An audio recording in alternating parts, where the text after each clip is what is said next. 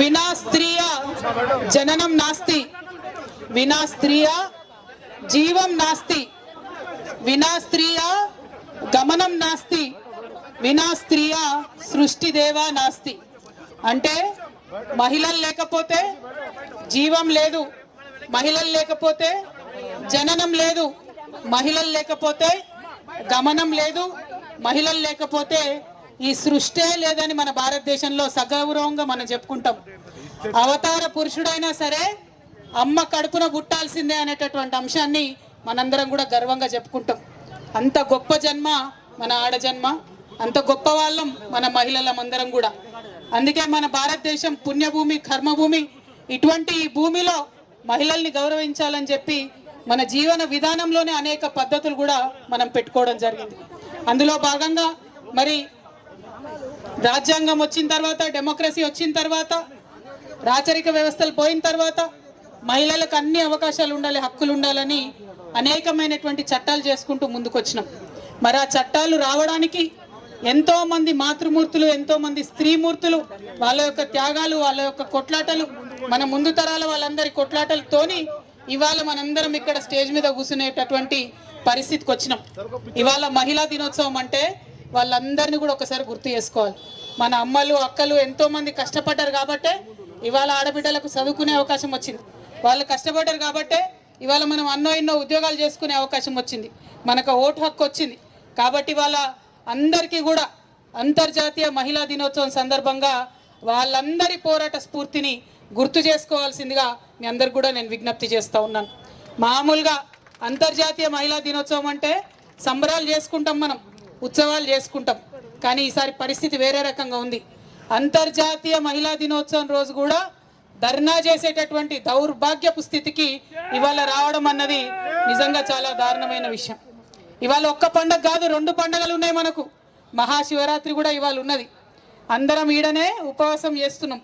మానవ సేవనే మాధవ సేవ అంటాం కదా, ఇక్కడ మహిళలకు సేవ చేసే ప్రయత్నం చేస్తున్నాం. శివరాత్రి ఏం మిస్ అవుతలేము. ఇది కూడా దేవుడి సేవ అన్న విషయాన్ని మీరందరూ గమనించాల్సిందిగా నేను కోరుతా ఉన్నాను.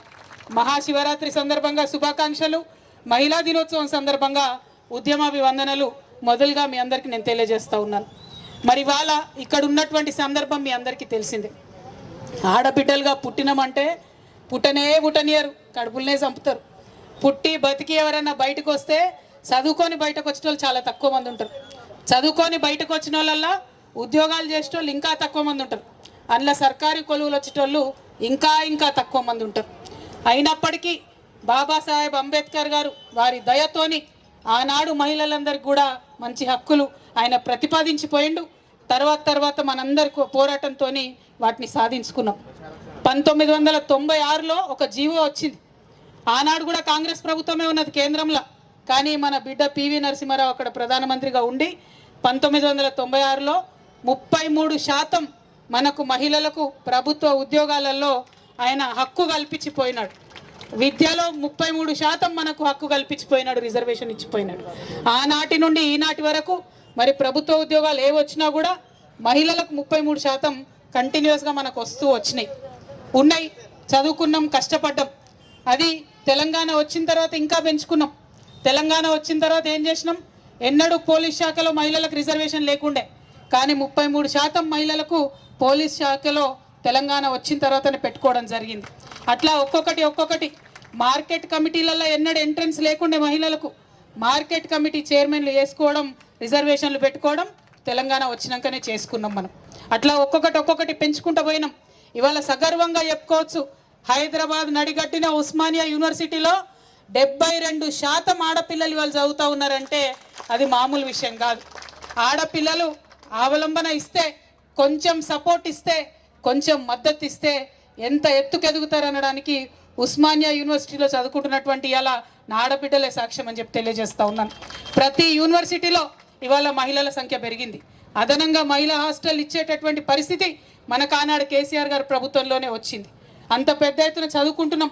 మీరు చూస్తారు, ఏ పోటీ పరీక్షలు వచ్చినా సరే ఎంసెట్లో మహిళలే టాప్ ఉంటారు, ఎడ్సెట్లో మహిళలే టాప్ ఉంటారు, ఏదైనా సరే మహిళలే టాప్ ఉంటారు.